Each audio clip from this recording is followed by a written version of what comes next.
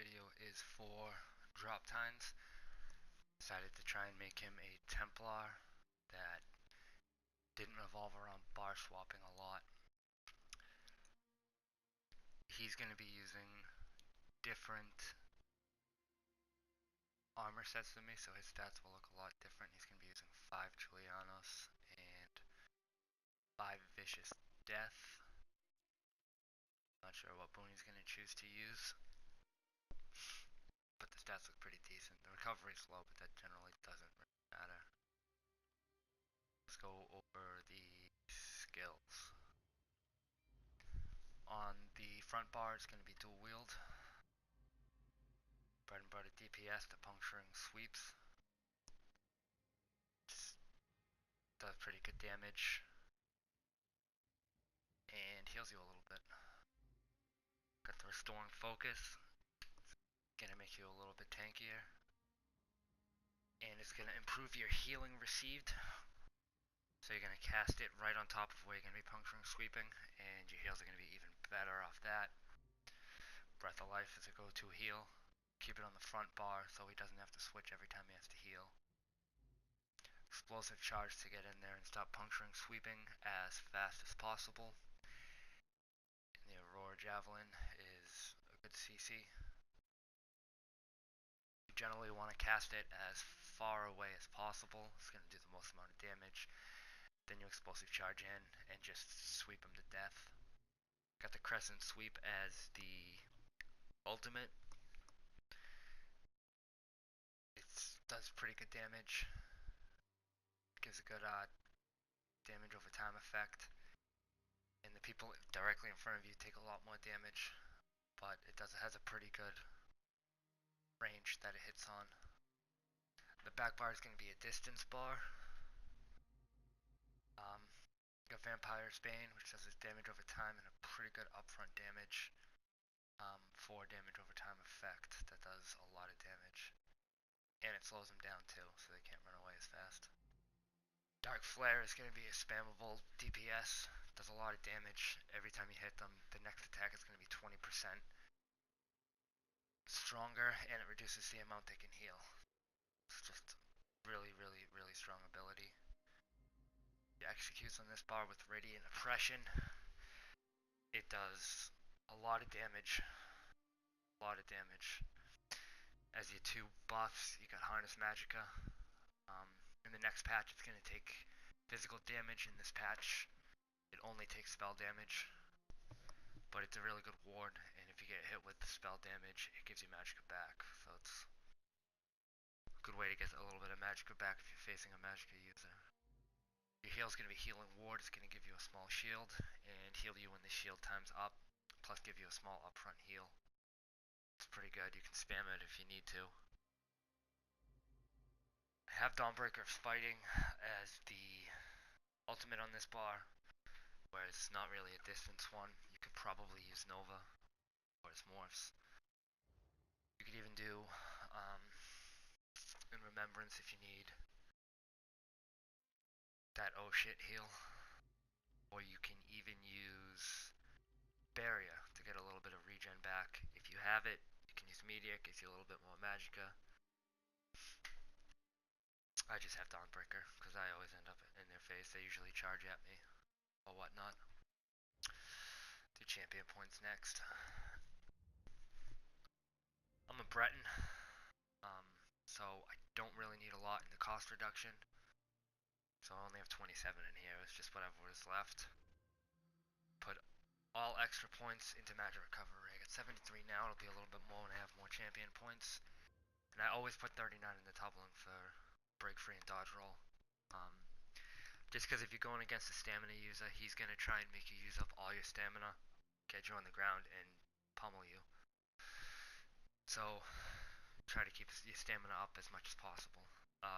Try not to dodge roll, and only break free when you have to. If you think you can just stay on the ground and take the damage, get up and heal yourself and start over, I suggest doing that.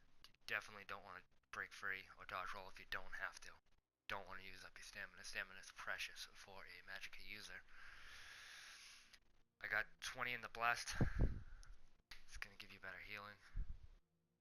I got 18 into Elfborn just to improve your criticals. You do crit a lot with the Juliana set, so your crits are going to do a little bit more damage. 100 into Elemental Expert just improves your damage by 25%. Nothing's better.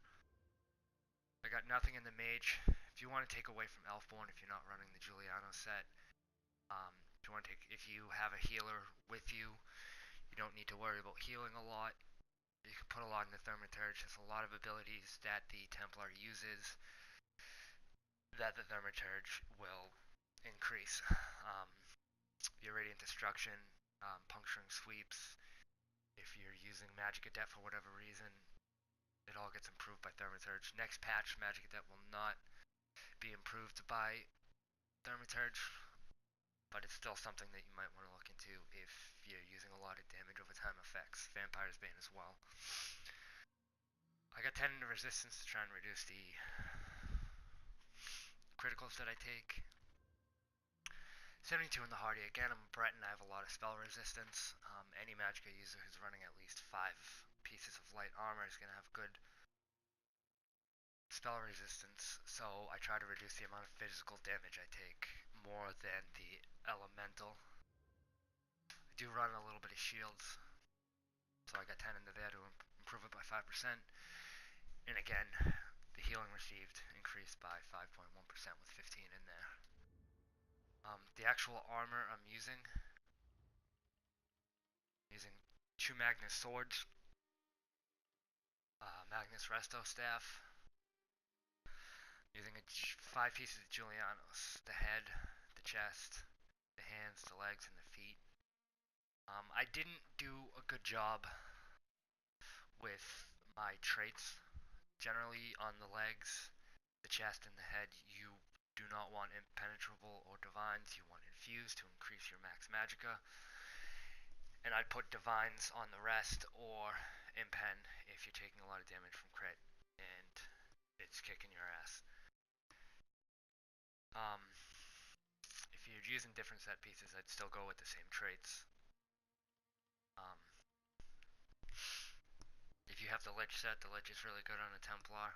You can do 5 Lich, 5 Julianos, and you get lots of resource management and lots of damage. I do dual wield just because we're not going to do anything from a destruction staff ability. So the dual wield will give you a little bit more spell damage. You use swords, you don't use axes or maces because of the dual wield ability down here, twin blade and blunt. It's the only thing you have to put skill points into in the dual wield ability because it's going to give your swords increased 2.5 if you have 2 points into it. Mine's not up all the way yet because I was using a destruction staff, I believe, before I switched to dual wield. I used 3 pieces of willpower. Again, as far as the armor set you're going to use, you can kind of use whichever one you're more comfortable with. I used the 3 willpower, 5 Julianos, and 4 Magnus.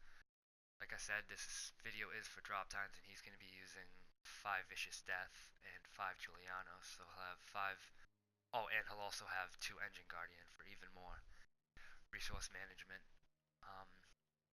So he's going to have 3 Vicious Death Jewelry, 5 pieces of Julianos on the body, a Vicious Death Resto Staff, and a Vicious Death Swords.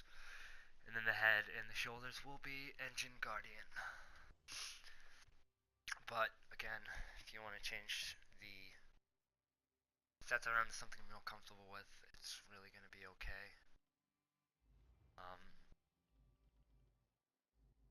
Yeah, that's it. As far as gameplay goes, if they're right up in your face, you throw down your restoring focus, puncturing sweep them every 5 seconds. You hit them with the Aurora Javelin. It's really, really simple. The explosive charges is to close the gap, just to get up there so you can throw it down if you need the quick heal. Breath of Life. If you're in a group and you can keep your distance from them all, come on this bar, You just throw up your harness magica, you healing wood whenever you need to. Every 12 seconds or so, you hit them with the Vampire's Bane. Other than that, you're just spamming the Dark Flare until they get to about 20% health. And you hit them with the Radiant Oppression. You can probably do it a little bit more, and it starts to do tons of damage at about 50% health. But they'll usually just heal through it. So if once you get them down below 20% health, it just hits them so hard they can't heal through it. Um, and that's about it. Any questions? Leave a comment. Send me a message. Whatever. Thanks, guys.